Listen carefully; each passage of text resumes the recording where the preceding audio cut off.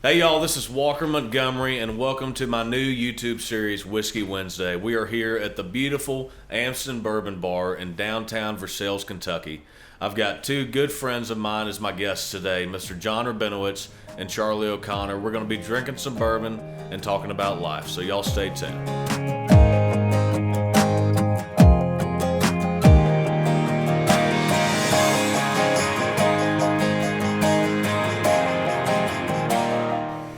Jon, Charlie, thank you so much for coming on. I really appreciate it. I know y'all are super busy, but I do appreciate y'all taking the time out of your day to come talk to me and especially drink some bourbon. I've told everybody that, is on here, it's just a conversation. So I'm going to ask y'all about whatever, and then y'all just run for the races on it. We can handle that. Yeah, I know y'all can. But so what I really want to talk about first is the bar. I mean, such a special place. I found out about it. It's probably been 2 years now since I started coming here. Maybe even 3. Y'all are part owners. What was the idea, and why was the location so good for this bar? You want me to start? Sure. Well, I figured I'd go first. Well, about 5 years ago, Charlie and I were sitting around, and Charlie works here, but also does a lot of work in Lexington. Mm-hmm. I'm the managing partner of Morgan & Morgan here in the Midwest, but I'm based out of Lexington. And we had a large number of meetings downtown, just nonstop. And one day he and I were together, we're like, we're sick of Ubering home from Lexington. We need home court here. And that day, I think we Googled, we're in the bourbon capital of the world, right? Mm-hmm. And we Googled bourbon bars in Woodford County. And there was zero. And I'm like, ball on tee. Yeah. And I knew, Charlie had some experience, which he'll get into, I'm sure, in running a bar and restaurant over in Ireland. But I knew with the people that he knew and the people that I knew and its location that we could potentially have tremendous success. Mm-hmm. And the other thing is we've partnered with a lot of great friends. Most, if not all, are local. We have, as you can tell with the pictures around here, we have a tremendous crowd that's in the horse business. Yeah. I think in the horse business, it's known as Charlie's Bar. Thank God, because he draws a huge crowd. But it has worked out incredibly well, and I'm sure we'll get into it later. But it's to a point where Charlie and I had to get the upstairs because we'll walk into here sometimes, and it'll be so crowded we can't get in. Yeah. So it's worked out great. It's been an awesome journey, and we just keep growing and growing. So it's pretty exciting. Yeah. And we didn't have anywhere local to drink. Yeah. And to Your hang house, out and meet people. And this bar just came up and it was perfect. And our buddy, one of the other partners, Mike Hall, was doing the renovations to the building, this whole building. Mm-hmm. And he said there's a perfect little spot down the end of the building here for a little bourbon bar. And I'm like, oh God, here we go again. Because I did own a bar in Ireland for a while. Yeah. And here we are, and it's been a great success, and so much so that we bought the police building next door, and we're going to open up an Italian restaurant with our friends through John from Pittsburgh, the Veloci's. Julian and his family have kind enough to come down, and we're in the middle of completely revamping the building next door. So not alone are we going to have a bourbon bar, we're going to have a top-end Italian restaurant as well. So What could go wrong? What could go wrong? What could go wrong? No, look, with y'all in the mix, nothing's going to go wrong. Because the best way, in my opinion, and y'all tell me if I'm wrong, I could describe this place is it's just so unique. And you walk in here, you see the bar, and it's on the smaller side, and it's very intimate. And you just don't get that. There's great bars in Lexington. And in Nashville where I live, but there's something about this place that makes people want to come back. Well, to that point, we've been very protective of it. Yeah. A lot of people have come to us wanting us to expand, not only just throughout Kentucky, but in different states as well. Mm-hmm. And to your point, what we think is unique about it is its location. It's hard to replicate this. You can't. You can't. We're in the middle of the bourbon tour. We have Woodford Reserve, 5 miles down the road. We have Buffalo Trace 10 miles down the road. We have Wild Turkey. We have Castle and Key. Mm-hmm. We are in the middle of the bourbon tour.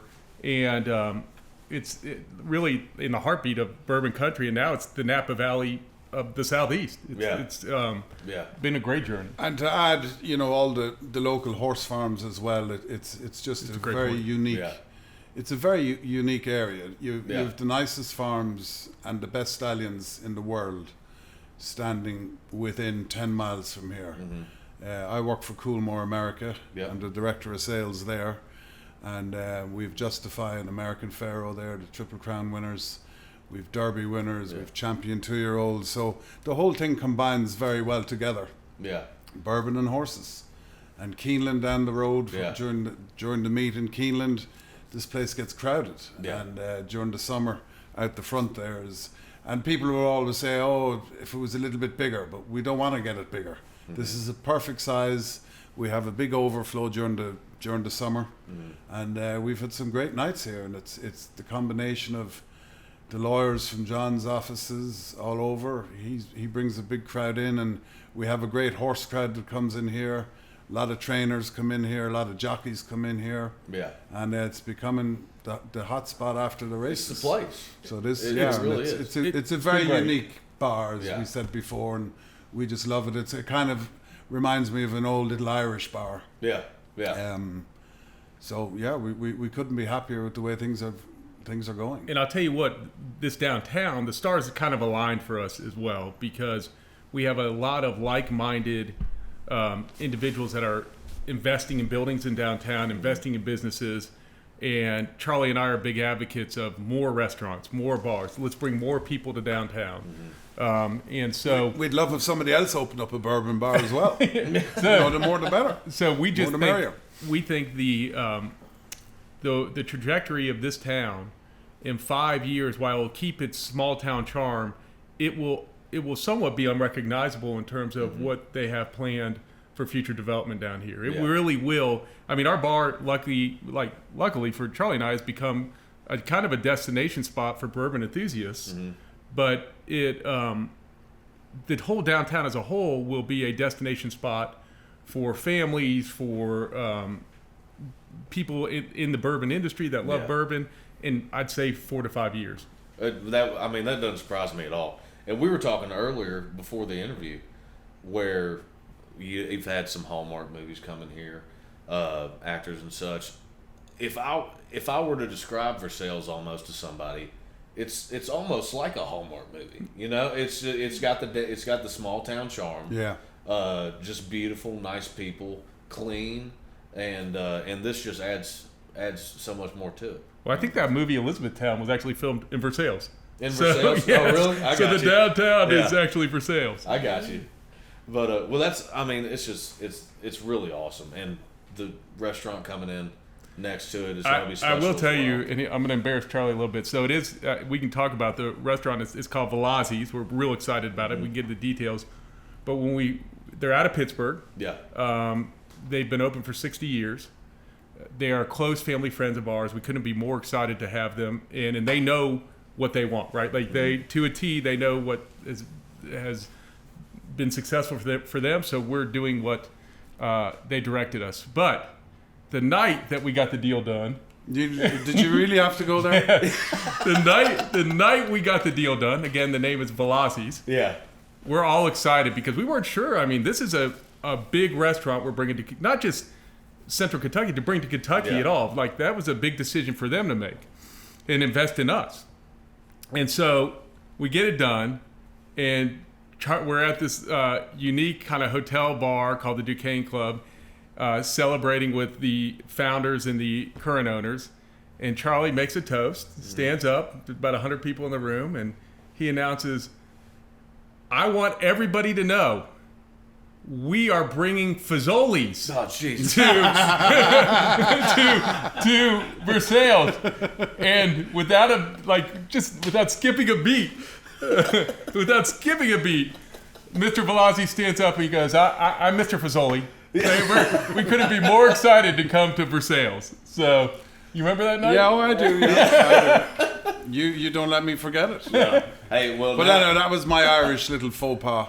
Oh yeah, there you go. But people will understand. They'll know who this family is next year. Well, and to me, that goes back to the uniqueness of this little strip of downtown Versailles. I mean, because obviously you say they invested in you, invested in this town. It's a special place to be, and obviously they wouldn't want to be somewhere that's not. No, it took them a while to come here and commit to coming here, and they did a lot of homework locally, and they soon discovered that there was nothing here, and we are in the middle of the Bourbon Trail, and we are in the middle of the horse capital of the world, and there's a big crowd of people here that need a restaurant. And as we all said, there's great restaurants and bars in Lexington, but there's nothing really out this side except Midway. And we wanted to create our own little restaurant and build this town up. Well, you're doing it. And I mean, it's something that I know y'all are proud of. It really is exciting. We'll get to the bar again. Sure. I do want to ask, you're in the horse business. You're in the horse business. You're the head of the racing commission in Kentucky, I am. correct? I got him involved He's in more. the horse racing. I will say, true story. He mightn't. I will tell my story with the horse business before I was chairman of horse racing. My first experience is when I first graduated law school. We're talking 15 years ago. I'm working in Elizabethtown, and one of my law partners comes up to me while we're in court in Motion Area, says, "Hey, do you want to get involved in a horse?" I'm from Florida. I'm like, horse? This sounds like an awesome idea. Like, I know nothing about it. I only think about just that, going to the races. I don't think about the day-to-day expenses or anything associated with it. And then my friend says to me, I go, "How much is this horse?" And he goes, $3,000. I go, "Oh my God, $3,000 for a horse. This is incredible." And so I do it, not knowing monthly expenses. I drive up probably a month or two after we purchase this horse, and we go into I guess it's the Lexington Training Center, way out where they house all the horses. Yeah. This is before I met Charlie, like well before I met Charlie. And my friend says, "Hey, walk right into the training center. Our horse is right there." So I said, "Okay, great." So I walk in, I see this magnificent horse. Okay, I'm like, "Oh my God, how did we get this horse for $3,000? And my buddy walks in, he goes, "Why are you staring at that horse?" I go, "Well, it's our horse." He goes, No, our horse is to the left." And I see this horse, and it is like bent over, like it can barely stand. And I'm like, "Oh my God!" But we had this trainer at the time said, "Give me 6 weeks, I'll get this horse running." What do I know? I said, "Okay." And so. So we get the horse running, and it wins its first race. It wins its second race. It wins its third race. I think I have secretariat at this point. I'm bragging to my wife, who thinks I'm a complete moron for investing in horses and not knowing anything about it. Then or now? Both. Yeah. Still, at least I'm with people that know now for sure. Yeah. But I bring her to Keeneland the first time it races in Keeneland, and I'm like beating my chest. I'm like, I'm an owner at Keeneland. It's a big stakes race. We go up in the stands. It's crowded. The crowd is roaring. They're loading the horses up, and all of a sudden you hear the crowd roar. And all of a sudden you see my horse. It's like pulled out of the gate. It's running the whole race backwards. Oh. And so my wife that day said, "Okay, you've had a good experience. You broke even in the horse business. That's it. Fast forward. We're out. Yes, we're out. Till he meets me. Yes, fast forward probably 10 years. And Charlie will tell you how we met a little St. Leo school here because our kiddos go to school together there. And that's really when I learned the business behind it and getting to know people in the industry. Like the people in this industry are incredible. Yeah. Sorry, I didn't mean to cut off and tell I'll story. tell you That's it's all right. very similar in that sense to the music industry. You see the 2 hours of on stage and everything that is quote unquote fun, and it is fun, but there's so much that goes into it that you've got to be in the business to know about the traveling, the strategic, when you're releasing a song or anything like that. And it's very similar, obviously different, but in the way that you almost got to be in the middle of it to know about it. Well, he knows better than anyone. I mean, I defer to him on all decision making. We're right in the middle of it now. Coolmore America, I'm letting you go. But yeah. So anyway, start talking. All his lawyers were in town for Keeneland, and why don't you tell him how you and I met first at the bar? Oh, okay. I know what you said to me. So I want to know what you said. St. Leo's. I'm like, we met at I think at Christmas fundraiser gala, and the first time I met John and a couple of his buddies, he kind of walked over to me and he introduced himself, and he said, our kids are in the same class, and I'm looking at him going, okay. I said, I really hope we get on, because we're obviously going to be seeing a lot of each other, aren't we? Like almost the first thing he said to me. Move forward. How many years ago was that? And like 7. We've been best friends ever since. Yeah. And all the other parents in St. Leo's, we're all great friends. Even though my kids don't go to school there anymore, but we built some great true friends and relationships from St. Leo's. And then his boss came into town, John Morgan. And he came out to see the farm, and he came out to see American Pharoah and Justify, and he was like 2 hours late. And he said, I'm going to be here all weekend. And I'm like, oh, great, okay. You're 2 hours late here. This is going to be a long weekend. But anyway, John Morgan and I have become great friends since then. Very good friends, and a dear friend of mine. And we were all in the suite, and we were watching a race, and who came in, John, to the suite?